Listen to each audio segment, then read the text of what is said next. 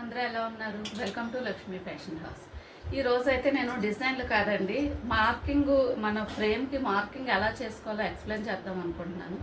అందరూ మిషన్లు తీసుకుంటున్నారు, వర్క్ ఈజీ అనుకుంటున్నారు. మెయిన్ మార్కింగ్ రావాలండి ఫ్రేమ్కి. శారీలో బ్లౌజులు మనం చెయ్యాలి అని అంటే మనకి కావాల్సినంత పీస్ అక్కడ ఉండదు. వాడు ఇచ్చిన దాంట్లో మనకి కస్టమర్ మెజర్మెంట్ని బట్టి ఎలా అడ్జస్ట్ చేయాలన్నది ప్రిన్సెస్ కట్ట, నార్మల్ షేప్ కట్ట చూసుకొని మనం క్లాత్ అడ్జస్ట్ చేసుకోవాలి.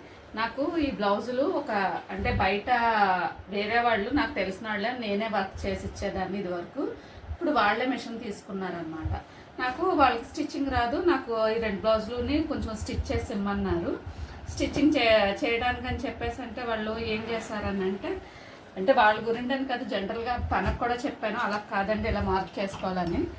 అది ఇంకెవరికైనా రాని వాళ్ళకి ఉపయోగపడుతుంది కదా అని చెప్పేసి వీడియో అయితే తీయడం జరుగుతుంది.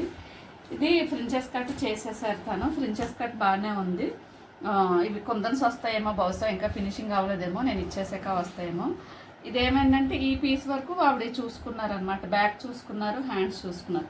మరి ఈ పీస్ కూడా మనం తీయాలి కదా. క్లాత్ సరిపోలేనంత కస్టమర్ ఇచ్చారంటే కాదు, బ్లౌజ్ కరెక్ట్గా సరిపోయినంత మీటర్ పీస్ అన్నమాట. ఇది ఎందుకు అడ్డదడ్డంగా వేసేయటం వల్ల నాకు ఇక్కడ ఈ పార్ట్ తీసుకోవడానికి క్లాత్ లేదు. ఇక్కడ చూసారా, 1 2 3 4 ఇక్కడ ఒకటి కనిపిస్తుందా అండి, 5 పీసులు వేసాను. ఇది రైట్ సైడే ఇన్ని పీసులు వేసాను, ఎందుకంటే రైట్ సైడు ఇక్కడ చూడండి, ఇక్కడ రైట్ సైడు మనకి ఇది పౌట్ కప్పేస్తుందండి. కప్పేస్తున్న మూలానే ఇక్కడ ఇలా ఇన్ని పీసులు వేసినా కూడా బయటకు తెలియదు.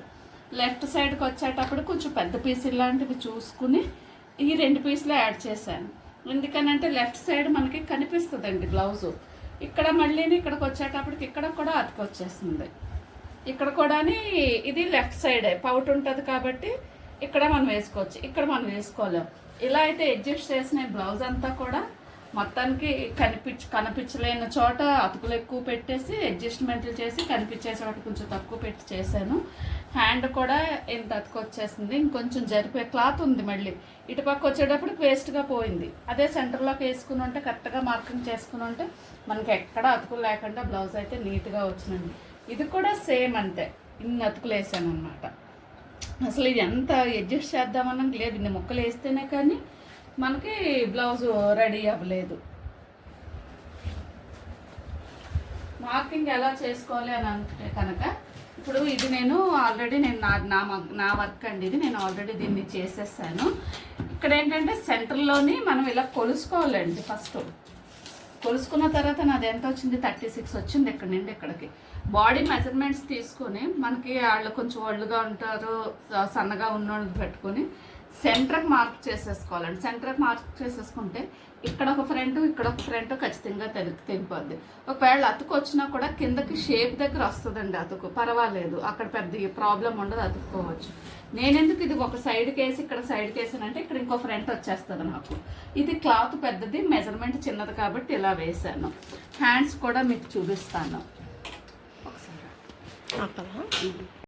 ఇదండి హ్యాండ్స్, నేను ఆల్రెడీ వేసేసాను, మీకు ఎక్స్ప్లెయిన్ చేయడం కోసం అని చెప్పేసి పెడుతున్నాను. మనం ఇలా మొత్తం ఇది కొలుసుకోవాలండి. ఇలా తీసుకుంటే ఎంత వచ్చింది, 43 వచ్చింది. దీన్ని సెంటర్ చేసి వేసుకోవాలన్నమాట.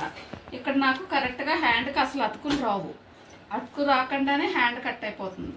ఇటుపక్క కూడా అతుకు రాకుండానే హ్యాండ్ కట్ అయిపోతుంది. మనం అదే ఇక్కడ ఇంకా ఇట్లా ఇలా దగ్గరికి వేసేసాం అనుకోండి, ఫ్రేమ్కి టచ్ అవుతుందని చెప్పేసి ఇక్కడ మనం ఏమి క్లాత్ వేసుకోకుండా ఇలా జరిపేసి 2 దగ్గరికి వేసేసాం అనుకోండి, ఇక్కడ పెద్ద అతుకు వచ్చేసి ఎక్కడికి వచ్చినా, ఫ్రంట్ వచ్చినా బ్యాక్ వచ్చినా చాలా చిరాగ్గా అయితే కనిపిస్తుంది అన్నమాట. మనం బార్డర్ చూసుకోవాలి. కొంత బార్డర్లో ఒక్కొక్కసారి డిజైన్ ఇది ఇలా ఇచ్చాడు కాబట్టి ఇలా వేసేసారు, ఒక్కొక్కసారి ఎలా పెడతాము, ఇలా పెడతాము, అక్కడ బార్డర్ ఉంటుంది.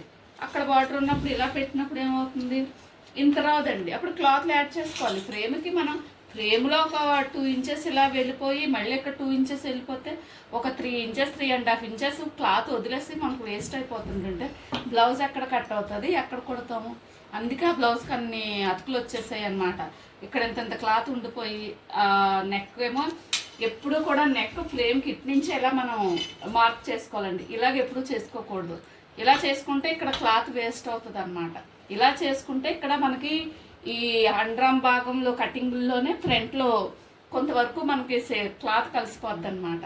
అందువల్ల మనం ఎప్పుడు మార్కింగ్ చేసుకునేటప్పుడు ఒకవేళ కొత్తగా వాళ్ళకి ఇంకా అర్థం కాకపోతే పేపర్ కటింగ్ పెట్టేసుకోండి. పేపర్ కటింగ్ పెట్టేసుకున్నారనుకోండి, అప్పుడు కరెక్ట్గా ఏంటంటే ఒక పేపర్ కటింగ్ పెట్టి మనకు అర్థమయ్యే వరకు పేపర్ కటింగ్ పెట్టుకుని తీసుకుంటే ప్రిన్సెస్ కట్ ఒకటే, నార్మల్ కట్ ఒకటే, కొంచెం మెజర్మెంట్స్ అడ్జస్ట్మెంట్లు అనమాట. మహా అయితే 1-2 ఇంచెస్ తేడాలు ఉంటాయి, అంతకన్నా ఏమి ఉండేవు. మెజర్మెంట్లు మీడియం మెజర్మెంట్ పెట్టుకుని మనం హ్యాపీగా అయితే ఇలాగా మార్కింగ్ చేసుకోవచ్చండి. అప్పుడు మీరు స్టిచ్ చేసి ఇవ్వకపోయినా కూడా కస్టమర్ వేరే టైలర్ దగ్గర పట్టుకెళ్ళినా కూడా అది అవ్వదని చెప్పేసి తిరిగి ఇచ్చేయడాలు ఇలాంటివి ఏం జరగకుండా కస్టమర్ హ్యాపీ, మీరు హ్యాపీ, చాలా బాగుంటుంది. ధన్యవాదాలు.